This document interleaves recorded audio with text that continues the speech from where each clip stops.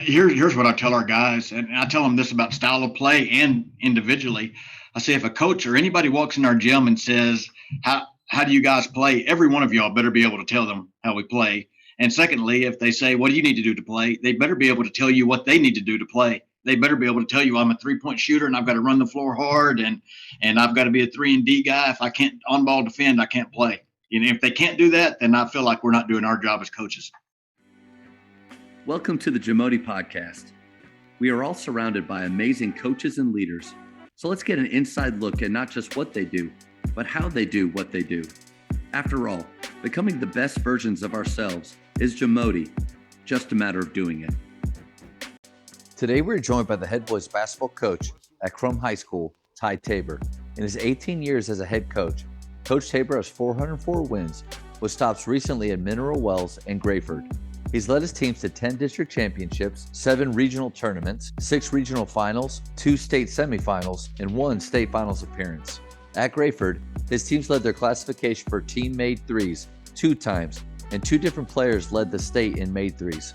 Coach Tabor has been District Coach of the Year 5 times, a finalist for TABC 1A Coach of the Year, and is currently the THSCA Region 3 Basketball Advisory Board member.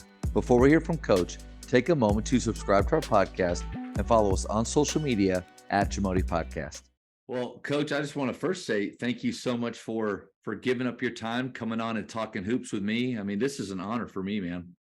Oh, I thank you very much. I look at some of the other people you interviewed, and it's kind of daunting. Like, man, I'm not near as good as them.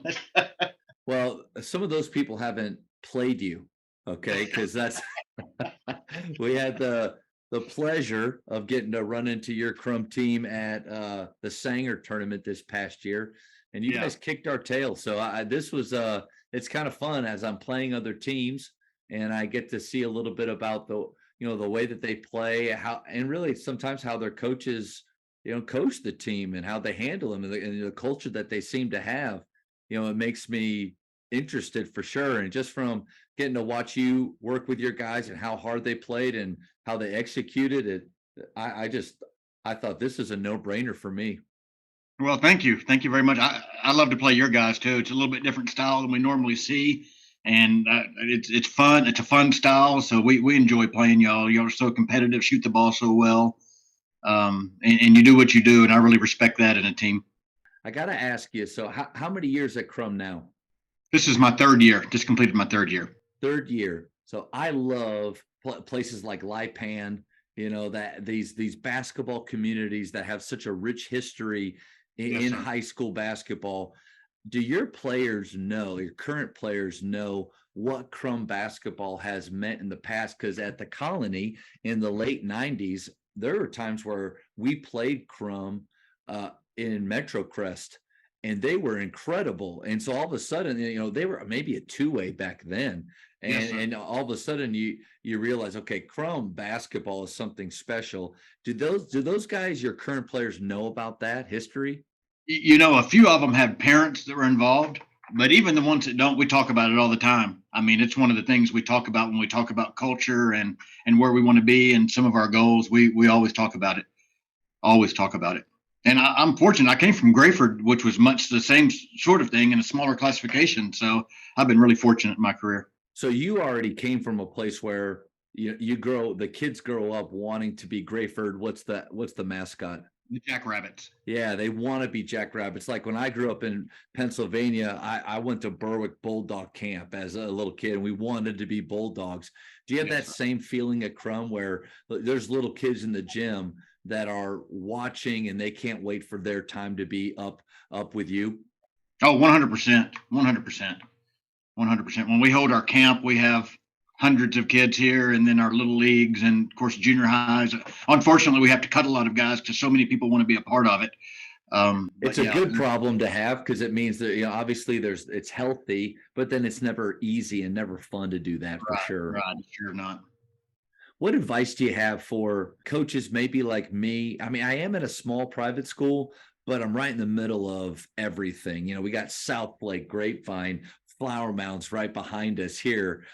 What is your advice for coaches that maybe are in these bigger areas?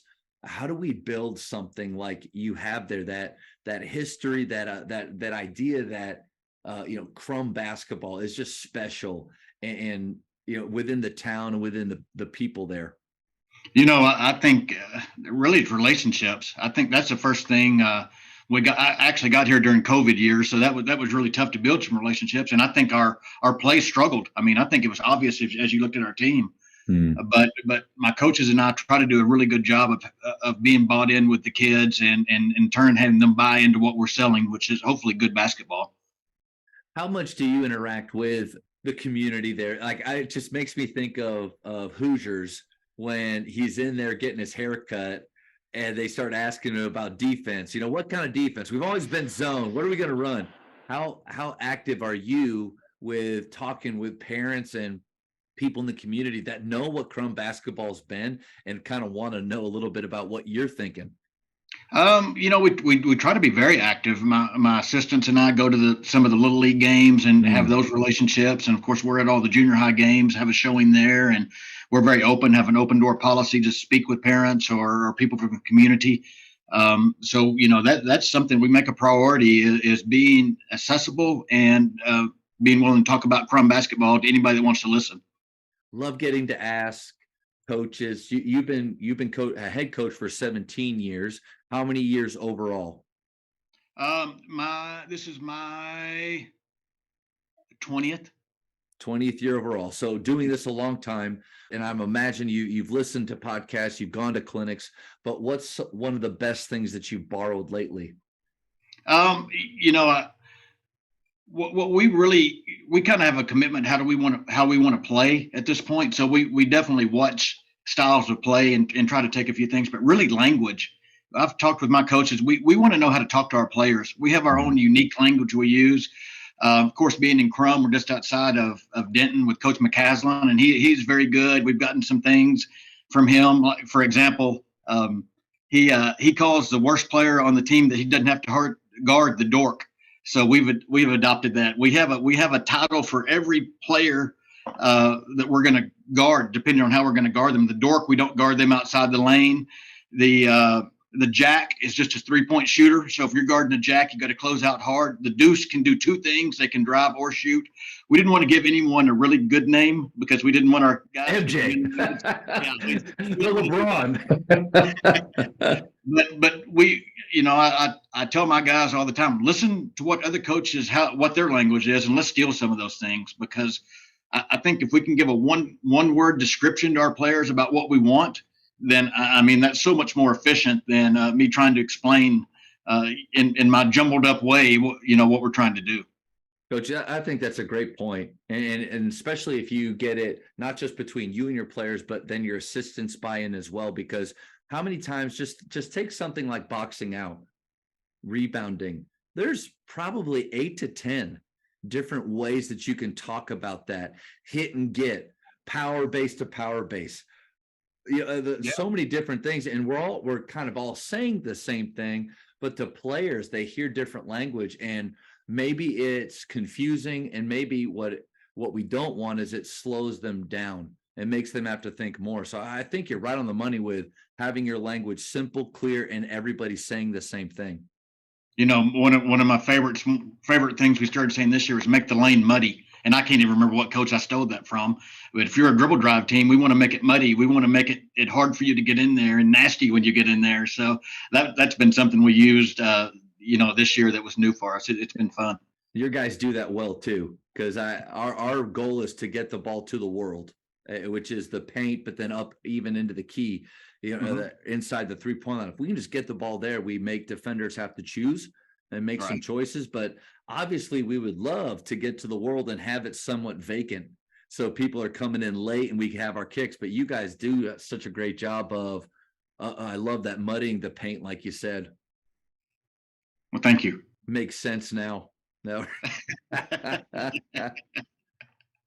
question about the dork, I just found that. So at first, my first thought was, man, I hope you don't use those for your own players. And then how quickly do they start to maybe give those attributes to each other? Like, yeah, you're a jack for sure. Or no, they do.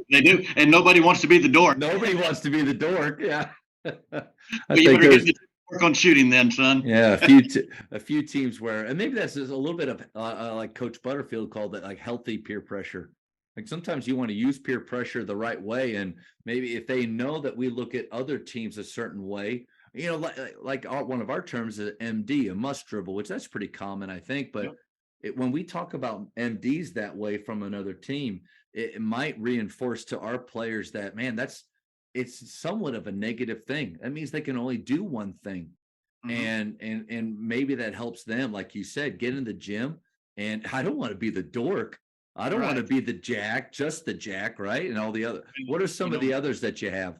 We have a take, a guy that can just drive. We're going to short close out on them because they don't have the ability to shoot. Like I said, the dork is a big one. We have a term we call be the go. The go for us is the guy that's going to release. Hopefully, depending on rebound situation, but our wings know that they better be a go. If they're not a go, they're not going to get very much run on the court during the game. So that's another one that in Krum basketball, you really want to be a go. If you're not a go, then you don't get to play. Explain that a little bit more, please. We send our wings wide and deep in all our transition. And we want to reinforce to them that they've got to be sprinting down the floor. So we just came up with the word, you don't just go, you be a go. So, okay. Is this after your team has secured the ball? Yes, because the ball. Because I've been thinking about, always trying to figure out ways to get faster and maybe steal a few buckets of, if you're contesting or closing out to a guy that actually shoots the three, the odds of it bouncing right back to that player and that player shooting and crashing is very small. So of contest and then releasing. We would bump and go at that point. We just want to, maybe just a hand on your chest or maybe just a slight bump and go. But yeah, you would automatically be the go at that point. And the way we run offense, we're far out one end. So our wings can be different guys. The point guard may end up a wing, and at that point he better be going because we place a high premium on transition and getting in the fast because I think that's the easiest way to score, honestly. Coaches, the Jamodi podcast is powered by Ballogy. Manage and measure your players' skill development and increase accountability year-round utilizing the Ballogy app. Boost inter-squad competition with drills backed by the National High School Basketball Coaches Association, including a 40-shot Ballogy skills assessment. Please visit ballogy.com/teams for information on how you can provide this resource for your team. I feel like we got in a little bit of to style of play right there. So I think that's a smooth transition into what is your favorite style of play to teach? It's 4 out 1 in. Years ago, when my second head coaching job, I was at Archer City, and we had really good athletes in Archer City, and we ran a motion offense. And I'll be honest with you, Coach, we couldn't score. We would hold teams to 35 points, and we would score 33 points. So I was looking for something, and I remember going to a TABC clinic and listening to Coach Calipari talk about dribble drive. So I became very interested in that, and even got the opportunity we had a family vacation in Massachusetts. So I got to go talk to Coach Wahlberg, who actually developed the dribble drive, and it was eye-opening. And ever since then, I feel like I've been a dribble drive coach. We really feel like with that style, we can make a guy a better shooter, and we can encourage them to run. We feel like every year we don't have a post guy necessarily. We might have one of those every once in a while, but we've never been able to figure out how to coach height. So, I've coached a lot of teams that didn't have very much height, but we figured we could have shooters all the time. So we've basically played 4 out 1 in. Sometimes we give a little bit more of a high-low look, but it's still going to be 4 out 1 in. And we want to put shooters on the wings and spread the defense and play basketball in space. That's really our goal. And then I would imagine that really affects your skill work, because if you want each guy to have the ability to, on the catch, leather touches their fingertips to pull it, but then if that's taken away, they have to make those 0.5-second decisions, right? Yes, and we work that every day. We work kickouts every day. We work our different rotations every day. We're never going to shoot a layup in anything we do. We're going to do it out of a kick out or off of some kind of action that we run. So we try to incorporate all of our drills, we try to make all our drills look like our offense. I like that. I think that's a great nugget right there. Is because so many times when we think about individual skill work or skill work within our teams, we think med ball, cones, two ball, all shooting games, things like that. But it also can be another part of it can be take the offensive structure that you have, the actions that they're actually going to play in, and break them into small sided games or drills where they get to actually rep those things over and over, right? Yes, sir. That's definitely our philosophy. And when we went back to Archer City, when we started running the 4 out 1 in, we became a lot more successful because we were able to put guys in situations that they could definitely say, okay, I'm a wing now. I've got to work on this skill. We're in a motion offense.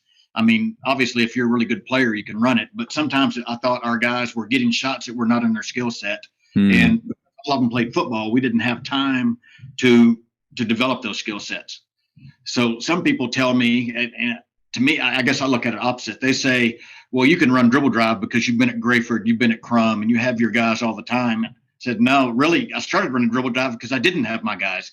So obviously it's better if you have good shooters, but the idea of playing in space, I think, is something that can be taught from a very young age, and that's what we do. We reinforce how we want to play, at the junior high level, and so there's no question about the skill sets we try to develop.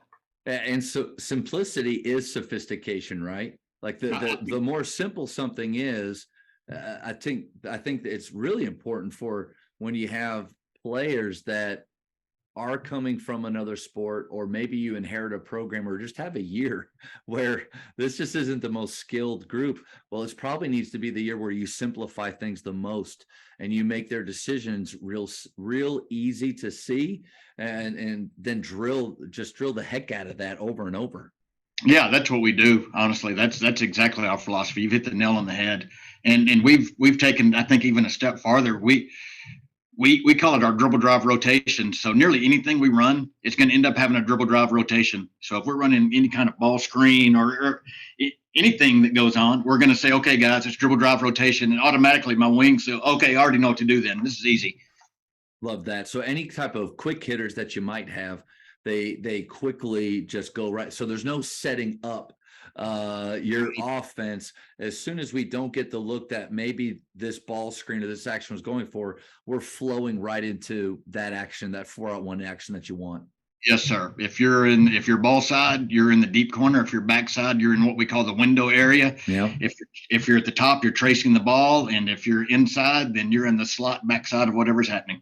So we're 5 out now, and we transitioned away from 4 out 1 in probably 3 seasons ago now. And the biggest thing was kind of like you said, we typically don't have posts here, like a post that would demand the ball inside to the point where, like, that's a good option for us. So if they're mainly smaller guys that we kind of build into being shooters, like you've talked about, then 5 out made a lot more sense. And there's times where I like the fact that there's nobody down there with a defender waiting, but then there's those times where you see a 4 out 1 in, dribble drive, drag, attack, guy maybe loops underneath, and there's a dump, and they finish it. In my head, I'm like, oh yeah, I like that. I like having him down there. What do you do with a guy? Because in my opinion, that a lot of the stuff you get are mainly dumps out of that 4 out 1 in, not necessarily.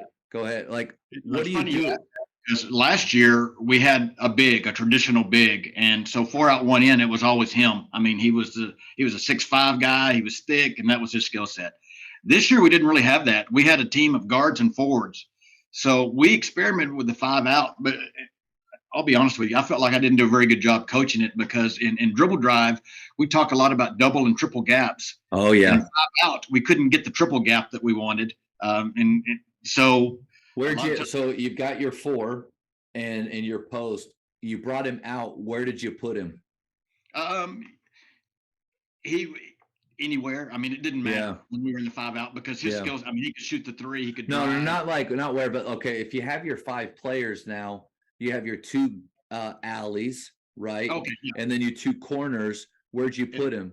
The top of the key. Yeah, I mean, and I think 2-2. Look. That's interesting. Is because I got it from Mark Cassio and some of the racing in space stuff that he does and other guys. But you basically take your 4, so you got your alleys, and then you got your two corners here. And instead of the fit there, because the moment you put, in my opinion, the guy in the top, you're right, single gap, it bumps these guys wider, single gap, single gap. So we call it the stretch.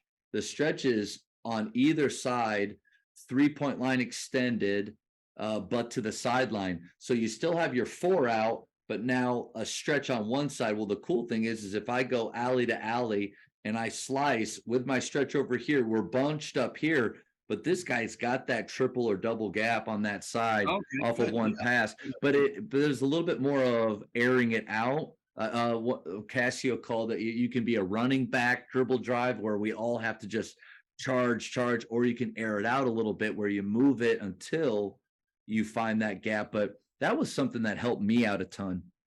Yeah, I need to look at that. Yeah, we can we'll have a talk just ourselves just about some offensive stuff. And because and I love to learn some of the games. I like some of the terminology that you've already talked about. But is there anything that you do? So you've got, let's just say you have a guy come that does need to have the ball in his hands back to the basket and needs to post a little bit. Are there any things you do out of that 4 out 1 in to make sure that he gets touches from the guards? We really like the high-low look. Try to get it to him the high-low. If we've got that guy that can make the good pass from up top, we'll kind of start at 3 out 2 in, and one of the backside guy will pop up, and we'll immediately look for the high-low entry pass, and then go ball screen if that's not there. Effective thing we've had. And then ultimately, if that doesn't give you anything, you're just right back into exactly. We're right back in our dribble drive look. I think I'm a lot more like you than you have a system that you like, 4 out 1 in, and you can help the players that you have. Some years it's different, fit into that system, but it's not system only. And we don't think about what our players' strengths are at all, because I think that's a big debate out there. Is it your style of play or is it your players? And where do you kind of line up there? I think we're probably gonna play the 4 out 1 in base, but definitely it depends on from there what kind of players we have in it. If we have the 6-8 posts that can really work, we're gonna transition into getting him the ball more. We really want, and I think we do a good job of this. We really want our best player shooting the most shots. So if our best player happens to be the post, then we're going to kind of tailor what we do to that player, but we're still going to keep it in the framework of probably playing spread basketball. What a great idea, though. Like, I wonder how many coaches that they watch their offensive clips and what they're trying to do, the actions they're trying to run doesn't actually produce the most shots for their best players. I think that's a really good point. Yeah, and I think right now we're kind of in the mode in this offseason trying to tailor our offense a little bit more to one of our guys that we probably didn't utilize as much, just because his skill set's a little bit unique. He's more of a high post sort of player. He's not a traditional post back to the basket, but he's really good from that elbow area, and we did not probably put him in a good situation as many times as we needed to during the year. So we're trying to work on some of that right now to make ourselves better. So this offseason, you've got your 4 out 1 in philosophy that you know that you're going to run. How does that affect the skill work and what you're taking your guys through this time of year? Well, this time we basically divided up offense and defense. So defense, we're backline teams. We're working on the various fundamentals we feel like we need for that. And offensively, we're playing a lot of 2 and 3 games. It's going to start with a kick out and a closeout. And we're just, trying to reinforce. Some of our guys are really good shooters, but they're, they catch and hold, and we can't catch and hold. We got to catch and go or catch and shoot. So we're really working hard in the off season to expand some guys. They've got the skill. We've just got to work on them be comfortable using that skill. And I think it'll make us a better offensive team if we can do that. Yeah, I think you found that nice. You're right on the line, which is where you want to be, is because some coaches can say, it's my system. We're going to run it. So 4 out 1 out, we're going to run it no matter what our players are like. I'm going to force them into that mold, or they can change from year to year, just based on a whim or what they think. But every year the guys are trying to learn something new. I think you're in that sweet spot of, you've got one more of a concept based offense where guys can really play in a lot of space, but then because you stick to it, your guys know what they need to be working on, and you can really tailor your skill work to that instead of just, well, I'm not really sure what we're going to run next year, so Yeah. let's just get a lot of shots up, which, you run the risk of wasting a little bit of time with that. Yeah, I mean, here's what I tell our guys, and I tell them this about style of play and individually. I say if a coach or anybody walks in our gym and says, how do you guys play? Every one of y'all better be able to tell them how we play. And secondly, if they say, what do you need to do to play? They better be able to tell you what they need to do to play. They better be able to tell you I'm a 3-point shooter and I've got to run the floor hard and I've got to be a 3-and-D guy. If I can't on ball defend, I can't play.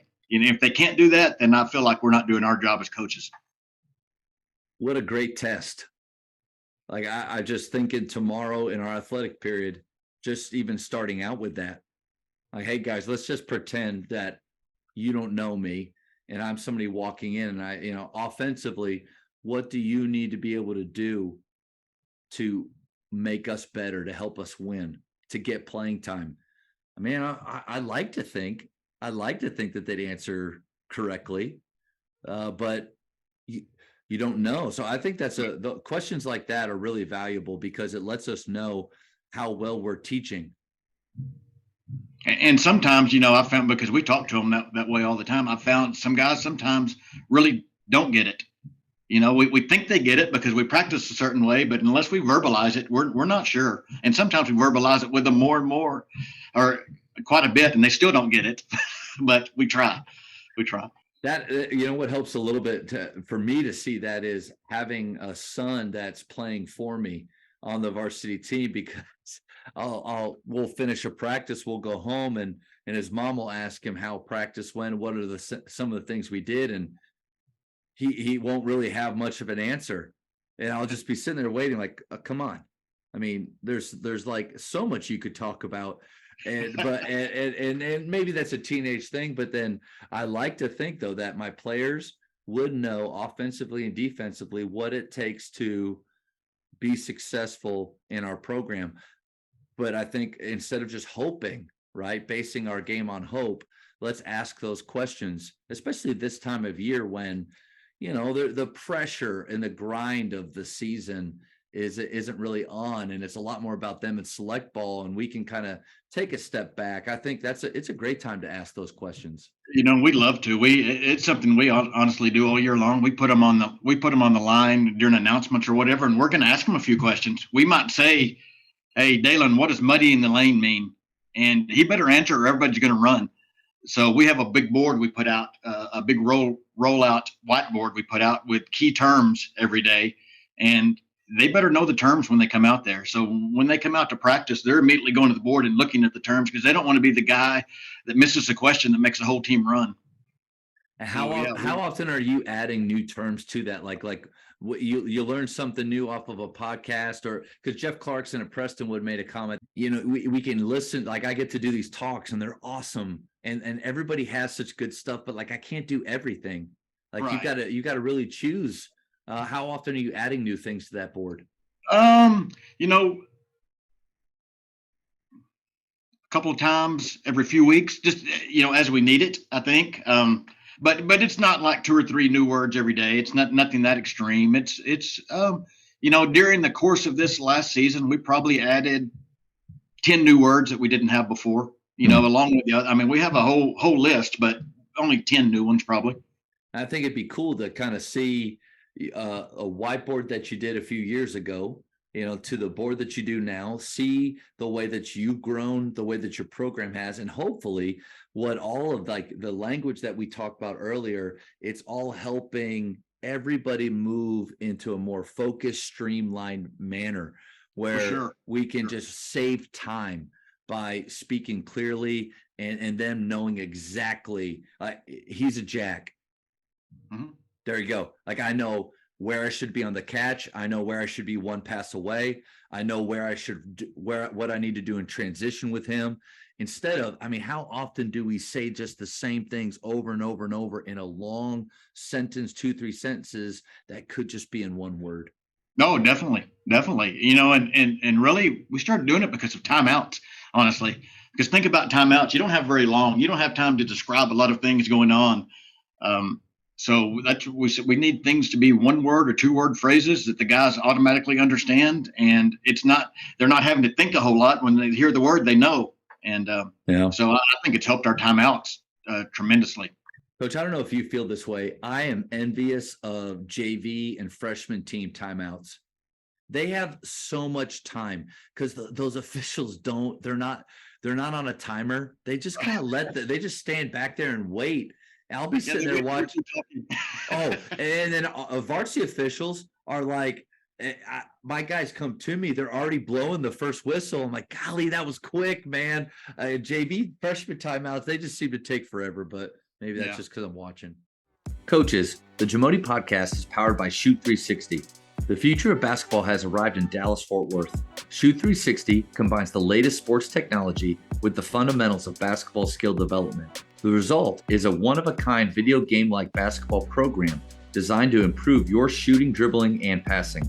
Visit shoot360dfw.com to learn more and register for your free 1-hour workout evaluation. Shoot 360, the future of basketball is here. So with this style of play, and you utilize the three-point line really well, what role do analytics play with how you teach your style of play? You know, and I don't know that I'm an analytics guy necessarily, but I can look at our percentages and know that if we're shooting a step-in three, we're pretty good. And if we're shooting a off the dribble three, we're not near as good. And if we're shooting a mid-range jumper, we're usually terrible. So we talk to our guys about we want to get feet in the lane. And if we get those feet in the lane and that leads to a layup, that's great. But if it doesn't lead to a layup, we want to look at the kick out, and we feel like with a step in three, we're going to shoot the ball really well. So we tell all of our guys this is an old dribble drive deal. We like threes, but we love layups. Nobody in my program is going to shoot a mid range unless they can really shoot a mid range. I've had guys during the year, and in my years, and their parents feel like they're good mid-range players, and you look and they're shooting about 19% from anything outside the lane, inside the three-point line. I had a kid at one of my previous stops. It was a great three-point shooter, probably shot 45% from the three-point line. But he and his dad were convinced that because a mid-range jumper was a closer shot, that was a shot he'd need to be taking, and he'd shoot about 20% from there.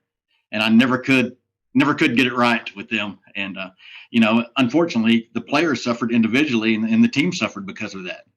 But yeah, so I don't know that I'm an analytics guy, but we're trying to get a layup on you. And if that layup leads to you helping and us getting an open three, then we'll take that. But we're not going to take a lot of mid-range because the numbers just don't add up. Even the best players I've coached that played in college, they were a lot better with a step-in three than they were any mid-range. And plus the way we play in space, that's what our offense is set up to do. It's set up to get the step-in three. And I really feel like it's the easiest shot in basketball, honestly, outside of a layup. Well, I think it's what they practice the most.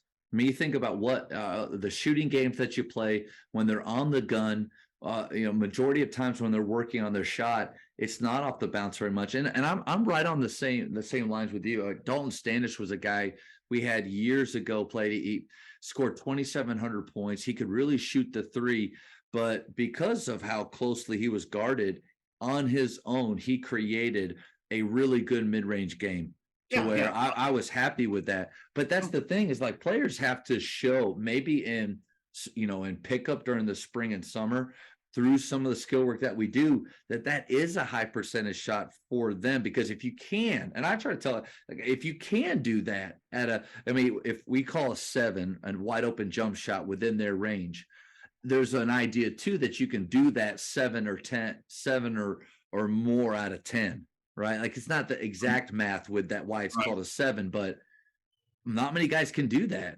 So you test them a little bit with that. But let me ask you this. So if you don't want to be D'Antoni, when he was at Houston, I heard a story that anybody that took a mid-range jumper, they'd have their face printed out and they'd have their face up on the board. And all the guys that took it, and there wasn't a lot because they were very much free or three, or key or three or free or whatever. But what do you do to help your team understand that, listen, this is smart, this is good for us, this is where we want to live, in the paint or behind the arc? We just reinforce. We show them the numbers all the time. We have huddle. They all have access to it, and we talk about it all the time. What's going to get you on the court. And if you shoot a mid-range jumper and you miss it, you're probably coming out, unless you're that rare player that that's really good because you're so good at everything else. That's all that's open, maybe. But I'll be honest with you, we don't have guys like that right now. We would rather shoot the step-in three or the layup. We don't have a lot of mid-range jumpers. We're not going to beat your team if we're taking all mid-range jumpers. I'll put it that way. There you go. If you are relying off the bounce, and that was, we're at the time we're talking, March Madness is still going, and I would imagine your bracket, if you made one, is just as shot as mine is, because who would have imagined that FAU and San Diego State are playing? But Baylor was when they were playing Creighton. Like, Charles Barkley is one of my favorite commentators, because it's sometimes it sounds funny, the things he says, but he's normally, like, I feel like right on the money. But he said Baylor was relying on contested off the bounce threes, off the bounce jump shots. And he's like, if you rely on that, you're going to be streaky and you're going to struggle to beat really good defensive teams. And that to me just rang real true. Oh, I agree. I don't have the percentages in front of me, but I know from a step-in three to an off-the-dribble three, we shoot 10 to 15 percentage points lower. And the same guy, so, it's a harder shot. How many threes do you feel like you're getting up per game on average? We'd probably shoot 25 to 30, depending on the game and how it's going, We're comfortable anywhere from that 20 to 30, depending on what's happening. We're fine with that because we feel like that shooting the three opens up so much more. If I have a wing shooter that won't shoot the three, well, you're probably not going to close all the way out on him. So now the lane's not as open. It really hurts your drive. Yeah, it really hurts your gaps. Three, so we can drive the ball. If you have a few guys that are maybe they've missed a couple, but over the course of time, either from other games or any shooting games that you do, how do you help them to continue to pull it or have confidence if they've missed a few in a row? We just, like you said, in practice, and we shoot a tremendous amount all the time. So we remind the guys, hey, you're really a good shooter. You're just kind of off right now. Make sure your feet are set. Make sure you're not leaning. Just, think about it a little bit. And then honestly, in practice, we'll start shooting some more contested threes where they have someone running at them and maybe they can feel a little bit more comfortable. And, once again, I think it a little bit goes back to the relationship. They trust us to tell them the things that they can do to get better and how they can help the team. So they really try to do what we ask. Early on in the talk, we talked about things that you've borrowed, and you even threw out some names, Wahlberg and Calipari. What's one quality that you see in great leaders? I think leaders, they got to have a clear vision. A lot of things go with that. But I think you have to have a clear vision, and along with that is you've got to get your team to buy into the vision. So, my coaches and I know exactly the product we want to see or how we want to do things. And so it's our job to make sure that our players understand that and follow our lead. Okay. The vision, see the vision and sell the vision. I think Pat Riley said that. And I wonder how many guys, again, it goes back to the clarity that you talked about with style of play. If you're changing all the time, and maybe culture and vision can still stay the same if you're changing styles of play constantly. But I don't know. I think part of that clarity is knowing exactly the way that you like to play and the way that you want to teach, and allows your players just to have confidence in that as well. I hope so. Along with the vision, we try to have our plan that our kids understand. We're very structured as far as when you walk in our locker room, stuff is hung up a certain way in the locker room.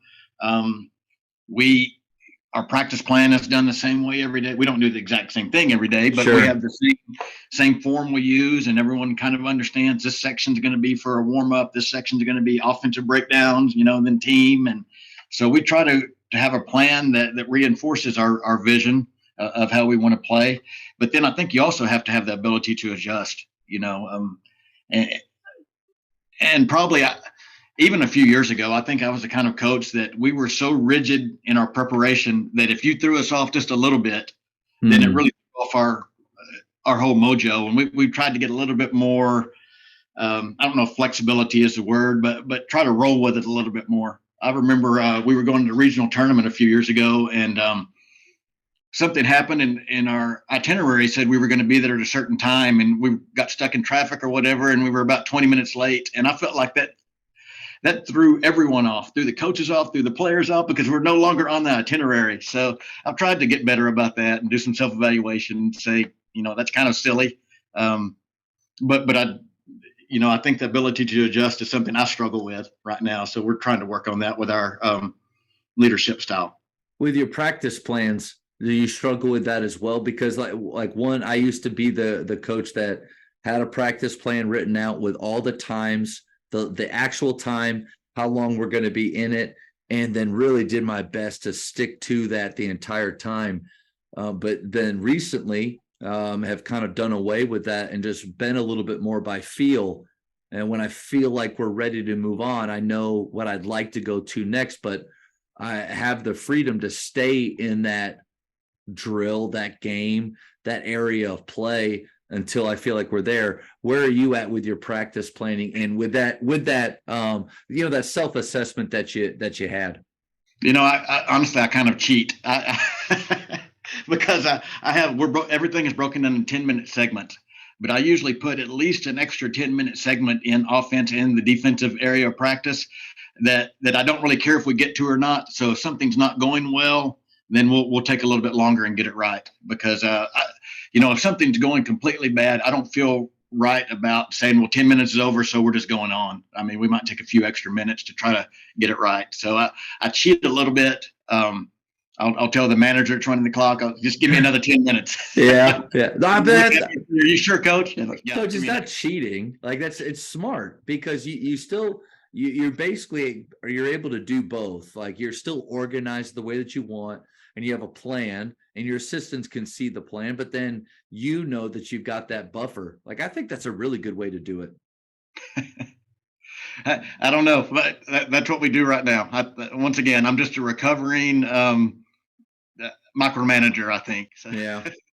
Yeah. Coach Bliss, I think, struggled at times with his vision for how we wanted to play. And the reason I say that is because he would almost, tinker around with it too much. Like, we've got it going in a good direction. And then he'd come down and he'd have a variation or a change. And part of me thought, like, I don't know. I wonder if, as a player, I lost a little bit of confidence in how I thought he viewed us because he was always changing things. Do you feel like because I feel like with your 4-out-1 in philosophy, that it's not like set in stone, but like you said, within it, you can adjust, but it is the direction and path. Do you feel like that gives your guys a lot of confidence knowing that you believe in it and you feel like they can be great at it and you don't tinker with it too much? I think so. And I think every day that they come to practice, they know what our goals are. They know how we play, and there's no question about it. So that, I think it takes away a little doubt maybe, or, I mean, we're pretty committed to it. And I think that they get it. And I think it's easy for them to understand because they've been doing it 3 years now. And I think I really think it allows them to not think as much and just play a little bit harder, honestly, because that's really that's a number one style of play we want to have, honestly, is play hard. Yeah. Yeah. And we talk about that all the time. So, I think the simplicity makes it easier for that to happen. It's kind of weird to think of like playing hard as a skill now. Like, it's not something that just everybody possesses or that's just the way. Like, and so if I'm a player these days, if playing hard is a skill that I possess or I work on, I feel like that's a huge difference maker now. Like, that word motor is out there a lot, and it's playing hard. Like, that guy has a high motor, which means he's not going to stop. So I don't know. Have you seen that where not that kids are different. I don't think that. I don't like when people go down that route. Like kids are way different now than they were 20 years ago. I don't know, but I do think though, if you are a player that just gasses out, like Stan Bonowitz said, gasses out, gives his very best. I don't know. I just think they stand out even more now.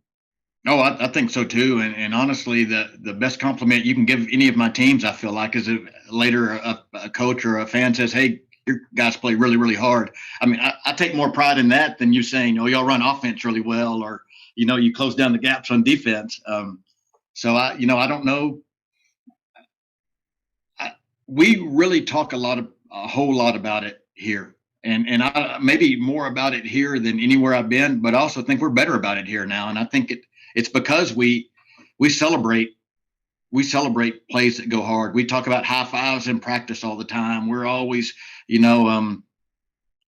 hopefully talking with each other in a language that's encouraging. And, if somebody dives on the floor, everybody in practice is clapping, so we really try to do the little rewards, verbal and nonverbal cues that you did well if you play hard. So, I think we really try to emphasize it a lot here. And I think it shows. I think we're better than we would be if we didn't do those things.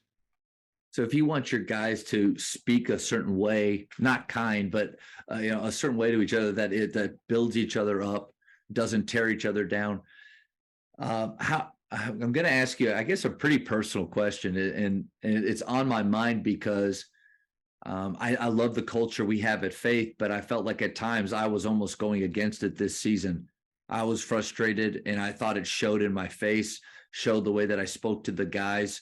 And there's definitely some moments where I think I forgot my why. How do you do, if that's the culture that you want, how do you do throughout the season holding to that? Honestly, sometimes it's difficult, but I just have to remind myself that this is really important. And I tell my coaches, we're going to model the behavior we expect. So if we're going to, expect the guys to do it, that's the way we're going to behave. I had to talk to one of my sub-varsity coaches about the way he was addressing kids in the locker room a little bit. And it wasn't out of line. There was nothing wrong with it, but it wasn't probably the tone that we wanted to set. I said, "Hey, you got to take a deep breath before you go in the locker room. Don't just storm in the locker room and light everybody up. Take a deep breath and reflect and think about how would you want our guys to talk to each other in there, and go in and be firm with them, but also be supportive and give them the instruction they need instead of just flying in and lighting them up in maybe more of a negative fashion." The Jamodi podcast is powered by Sideline Interactive. Sideline Interactive is the leading manufacturer for high-quality, innovative scoring tables and LED video display boards that help coaches and schools bring more excitement to fans, create huge fundraising opportunities, and make their jobs easier. Visit sidelineinteractive.com to check out their amazing products. Culture is a buzzword that's thrown a lot, but it's just standards that you have and how you show up. So how does culture drive performance in your program? Well, I think that us having the culture to us, we could look at as our values, routines, and our expectations. So, I think first our values, we talk about values on the basketball court and off the basketball court. We want good citizens. We talk a lot about making our grades. We try to do something good with the community. We want to be the kids that are good up and down the hall. We want to be the kids that the teachers are happy with in the classroom. So, I think as a coach, if I don't have to worry about any of those kind of things, on the court becomes easier. Our routines, I think because we have so many routines, once again, I think the kids know what to expect. So they come every day ready. There's no mystery about what's going to happen. And our expectations are, hopefully, if we're doing it right, they don't waver. It doesn't matter if you're the best player or worst player. There's a certain way we're going to do things in Krum basketball. We talk about it all the time. How does Krum basketball do this? And I think that our guys are completely bought in, that if they'll fit into our culture, then they'll be successful, at least as a team. Obviously, it doesn't necessarily mean they're going to get playing time, but they're going to be in a good situation. And we're going to give ourselves a chance to really represent our community and ourselves in a positive manner. That's a really good point. You had a couple great points there. One of that your culture, your values, it's not just on the court, but off the court. And I wonder how many times, like if we talk about culture, it's too much one way or the other. It's Right. almost all, value systems that you all treating each other and those words on the board that we have sometimes, but then it's not really how we play or what we do there. When they kind of meet in the middle and they really, there's a lot of carryover. I think that's a sweet place to be. Yeah, and I mean we've got our kids here are so open. I feel like, however, as coaches, however we direct the kids in Krum is the way they're going to go. And once again, this year we've made a big deal about giving high fives. We got to give high fives above the shoulder. We have a manager that tracks it, stole it from Phoenix Suns or whatever. Nice, yeah. But you would be surprised, or you may not be surprised. You may have done it before. How much more energy our practices have when we do that as if we don't do that. We might not make any more shots. We might not do anything better, but the positive energy permeates throughout the practice if we just simply give high fives. And I think all the kids have bought into that. They understand. Yeah. And this morning we were a little bit dragging. We were dragging a little bit, and I said, "Hey guys, get the high fives." As soon as we did that, energy level went up. I felt like right then, okay, here comes our culture again. We wavered a little bit, and here it is again. We're enjoying this again. And that kind of connects to the routines part, because I really like the idea of the cult or routines being a part of our culture. And it's not just the words we say or how we show up or how we look, but it's also the routines and how we start practice. If there's a level of excellence to that or not, or we want to have spirit and joy be a part of our culture, but in practice we don't show that at all. And so a routine like that, hey guys, I'm feeling like we're lulling a little bit. Hey, let's get some high fives. That routine of doing that just completely, like you said, brings your culture back. But I think a challenge to coaches is what routines do you have right now put in place? Because you either, kind of like culture, you either have good ones or you have bad ones. The absence of routine is a routine. So you check the routines that you have and see, do these match up to the culture that we say that we want, or are they actually pulling us away from those? So I think that's a great nugget, man. I'll tell you kind of a funny thing now that you mention it. With our routine during the in season, we have a routine and everybody hustles from drill to drill. Whatever we're doing, we're on a hop everywhere. Well, now that we've gone into off season, I've noticed a few times we don't do that. And so we're having to, and I think it's because the routine isn't set yet. Oh, this is something new. We're doing something kind of different. It's not like our normal practice plan. So do I really need to hustle to the next drill? And so today we had to do a little reinforcement to remind guys that you do need to hustle to the next drill. A healthy reinforcement, a reminder, not a punishment, just a reminder, reminder. But that's a good point. I guess a question there is there a time of year? So I feel like, especially in season, we hold our guys' feet to the fire, and that's a good thing. I mean, you got to be on your toes, ready to be in the moment, to be present, to perform. Is there a time of year where it's okay to pull back on that a little bit, but you run the risk of all of a sudden, this doesn't feel like Krum basketball at all. Like, this isn't faith basketball right now. I don't know what this is. And let me ask, where do you feel like, is there a time for that? Or should we always be holding them to the same standards year round? We try to hold them the same standards. Most of our guys are 3-sport athletes. They play fall basketball, in-season basketball, and spring basketball. So you got me there. I was like, oh, he's like everybody. No. No, we do not have a lot. We have our guys. A lot of our guys run cross country, and we have a few football players. Which that's fine. We don't mind cross country. We do try to keep the same routine all the time as far as how we're going to approach practice. How much is select ball involved with your guys?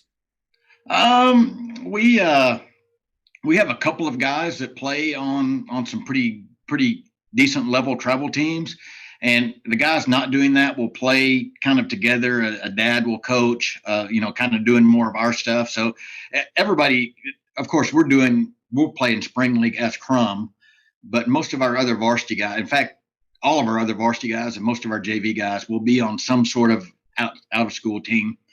I just tell them a few weeks, I'll say, this is our team camp. This is summer state tournament. This is, whatever we're going to. So tell your AAU coaches you're going to be with Krum in those weekends. And they've all done so far. I don't know what would happen if they said, no, we're not going to do that, coach, but they've done so far because I think it's Krum basketball is important to them.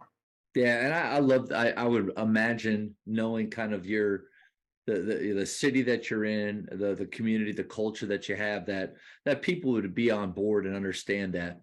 I think there is always there is at times, and I think sometimes as coaches we can create this dynamic of it's us versus them with select ball. I'm really trying to get to the place where it's both. Like it's during the season it's school basketball, and then during the spring I'm more of a supplement to wanting it, but it's a different dynamic. I mean, again, being in DFW where they're pulled so many different places.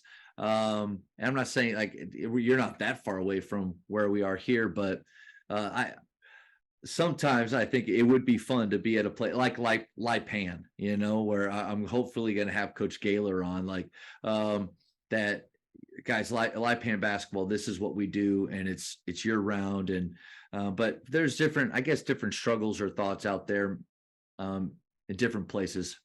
Right. And honestly, I don't mind them playing for someone else a little bit, hear a different voice, maybe play a different role on a team. So, we just work with it. We're good with it. You know what I found by almost definitely encouraging. I mean, the more guys we have at Faith that play year round, the better. And with other people, like you said, fine. But I've actually had sometimes it comes back to help it, because if our culture is positive and they go to a place where that's not enforced at all and they feel the difference, they feel the lack of high fives, they sit on the bench, they feel that more of an individualistic style and that it's not about the team. It's almost like they get to come back and like breathe fresh air again. And so I think that's been a fun part of allowing them and encouraging them to play and there are some select programs where it's a great culture too, and where, they feel right at home there. But I don't know, that's been a byproduct of it. Yeah, I have one player, as a matter of fact, you remind me that in our practice, he's sort of a quiet guy. He buys in, but he's not one of the, not one of the vocal leaders. And the other day I talked to his AAU coach and they were telling me how he's the leader of the team and the most vocal, and like, hey, great. Maybe he's expanding roles. That's awesome. That's awesome. Well, Coach, the speed round, quick questions. The first thing that pops in your head, you just blurt it out. You ready? Okay. Favorite ice cream flavor? Vanilla. I'm pretty plain. Nice. Greatest shooter of all time? Pistol Pete. Good answer. Probably shows my age is the only thing wrong with that answer. I'm a Pistol Pete fan. He transformed my skill work just through his videos, his VHS tapes back in the day. Best basketball movie of all time? Hoosiers. That comes from a small town guy. It's 98% of what people say. Texting or talking? Talking. For high school, shot clock or no shot clock? Shot clock. Nice. It wouldn't affect us too much with how we play offensively, really but it wouldn't. I think it would make us better defensively. Honestly, that's exactly. Favorite holiday? Probably Christmas, family time. A little time off. This is a new one. You're up 3 on defense, 7 seconds left. Foul or no foul? Foul. Nice. Always been that way, or something that? No, I just we do situations all the time. Every practice in season we have a situation period, and I mean, honestly, when we play out that situation, it works out better for us if we foul. That there's a nugget there, and probably a whole other conversation we could have of the fact that you work that into practice every day gives you the ability to know what you really want to do in those situations. I'm probably, like most coaches, I think, guilty of at the end of the season going, man, I wish we would have spent more time in end of game situations. So thank you for that reminder right there. In our quarterfinal game, we actually only had 5 team fouls, and the other team, we had a 1 point lead. They just took the lead at the end of the game by 1 point, and we wanted to take foul as they were bringing it up, and they threw us off by throwing it into their post. And I'm like, man, out of all the situations, the thousand situations we've gone over, we have not gone over a situation where their post comes up and brings the ball down. So we ended up losing the game, and I'm like, man, there's another situation we're going to have to work on. Yep. What book would you give somebody? Oh, that's a good one. John Wooden's book of I can't, the one with all his quotes. I can't think what it's called. I have it on my shelf. But I mean, I really felt like that's a book that really makes you think about some things. So I think for any coach, that would be a book I would say this would be a good read for you. That's good. But I probably should say your book. I have not read it. Coach, but my assistant has read it and told me that he's read 8 books in his life, and that's one of them. And he's bringing me your book tomorrow. So, man, I appreciate him saying that. I'll send him, some money later for this. In basketball, who is the GOAT? Michael Jordan. There it is. Once again, I'm probably showing my age. My sons and I have a debate over LeBron James, Michael Jordan, but I'm a Michael Jordan guy. Nice. It is more like, who do we watch and in their primes, and how did they make us feel? Man, you watch The Last Dance and you're like, how can you not just obviously you saw some maybe deficiencies in his leadership style in some ways to not emulate him, but still awesome. Yeah, I think so. Favorite place to travel? We really like Montana. Never been there. And we went to Yellowstone a couple of years ago, and we haven't been able to get back up that way, but we really enjoyed it as a family. Very peaceful. Nice. Last one, probably the most important. How many cups of coffee do you drink per day? 10 plus. I bring in the big Yeti cups. That's just one. That's just one. Okay. So however many ounces those are times 2, that tells me how much coffee I drink a day. I knew there was something between us that I appreciated. And I listened to your podcast and listened to Coach Nick's, and I was really blown away. He does not drink coffee. So he's been kind of a guy I've really looked up to, but I cannot understand a man that doesn't drink coffee. Yeah. We don't appreciate him anymore. Yeah. No wonder he's so calm. That's right, man. Coach, this has been awesome. But I've had a chance to play against you and watch your teams play for a few years. And just such a pleasure to get to learn more about your style of play, your culture, and what just makes Krum basketball special. Man, thank you so much for your time. Coach, thank you for having me on. I've enjoyed it. If there's anybody out there that was, really would love to learn more about 401N and maybe even some of the language that you use, what's a great way for them to get in touch with you?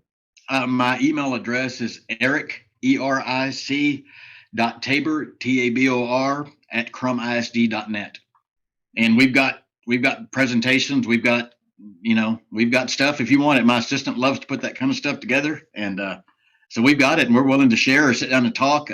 Like I've told you before, I want to get with you sometime and talk to you about shooting the basketball. And your teams are always so good at it and love the way y'all play. So let's get together sometime. Yes, sir. Well, Coach, thanks again. I really appreciate your time, man. Thank you, sir. Thank you for checking out today's episode.